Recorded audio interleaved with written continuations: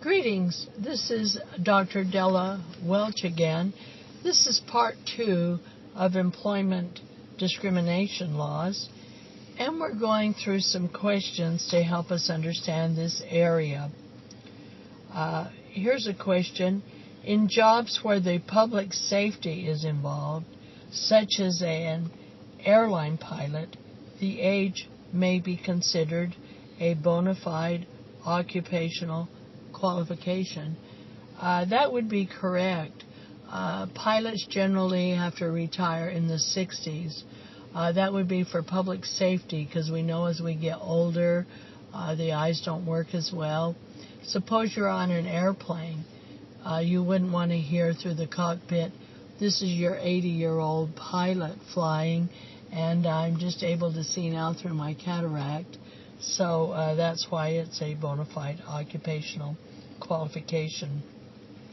In terms of sexual harassment actions, what are some of the theories?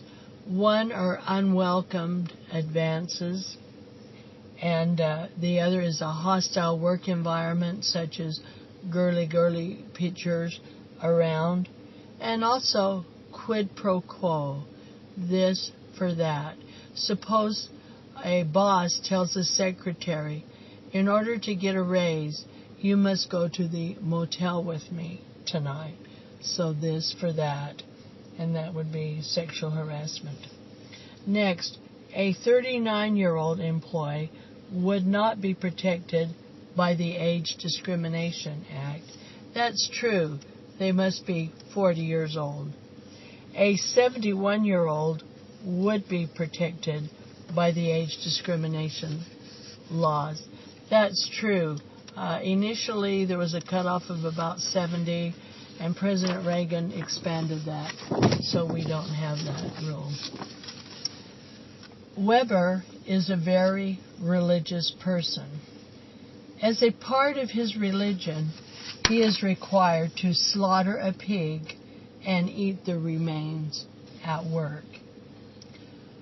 The company Northrop cannot prohibit Weber from his religious practice on company time, since Northrop must make a reasonable accommodation for workers' religious practices.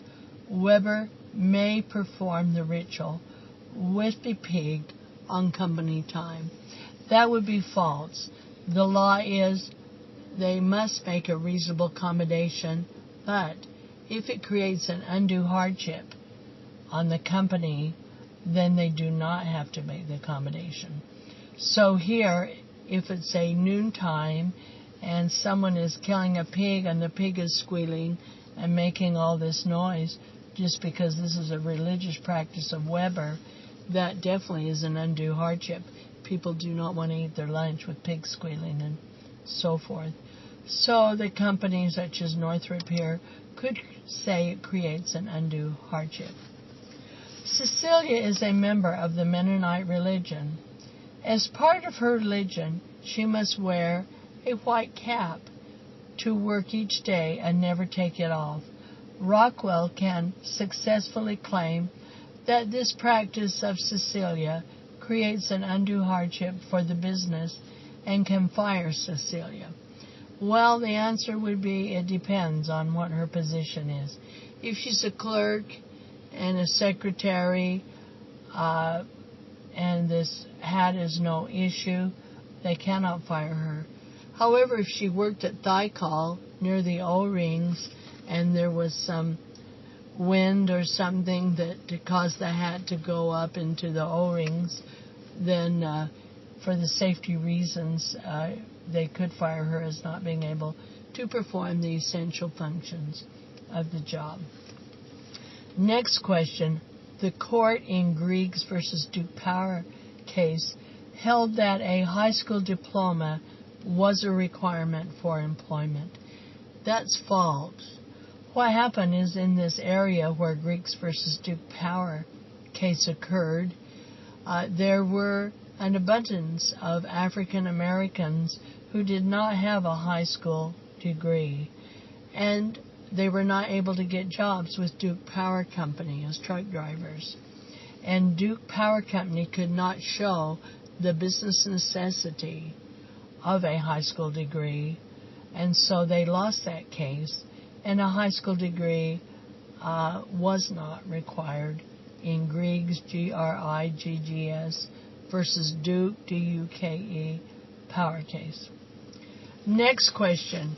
There are no laws to protect handicapped persons under the federal government. That's false. We know of one law, and there's several.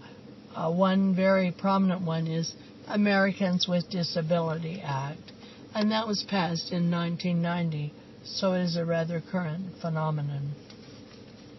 Handicapped persons were included by Congress under Title VII of the 1964 Civil Rights Act. That would be false, because Title VII pertains to discrimination based on race, color, creed, national origin, and religion and gender. Creed and religion are the same, not handicap laws. When President Kennedy was president, he began work on Title VII, but unfortunately, when he was killed, President Johnson, who was an excellent legislator, was able to get past this Title VII of the 1964 Civil Rights Act. And this says if you discriminate as an employer, it's going to cost you a lot of money. We had the 13th and 14th Amendment that came out of the Civil War. The 13th Amendment prohibited slavery, and the 14th Amendment required equal protection and due process. However, because of the Jim Crow laws enacted by several of the states, the 13th and 14th Amendment did not have their intended impact.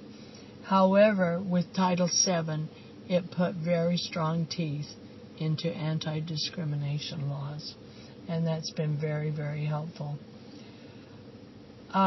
Pregnancy benefits can be limited only to married employees. That is false.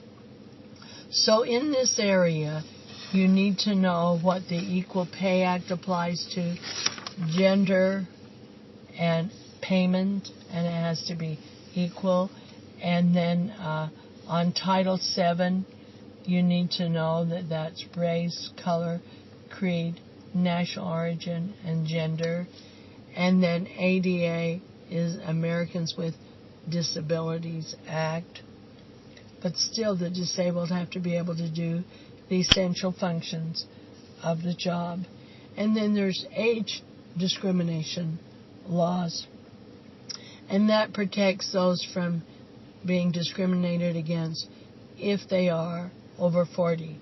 Let's suppose that a secretary who is 25 years old and she doesn't get a particular job that she tried for, but a person age 40 got the job. Well, the 25-year-old that applied for the secretarial job would not be in the protected age under the Age Discrimination Act in order to have a cause of action. And then remember, on the sexual harassment area, unwelcomed advances, hostile work environment, and quid pro quo, or this for that, are some of the big theories. This will be the end of Tape 2. This is not intended to provide legal advice, but to help you understand the law in this area.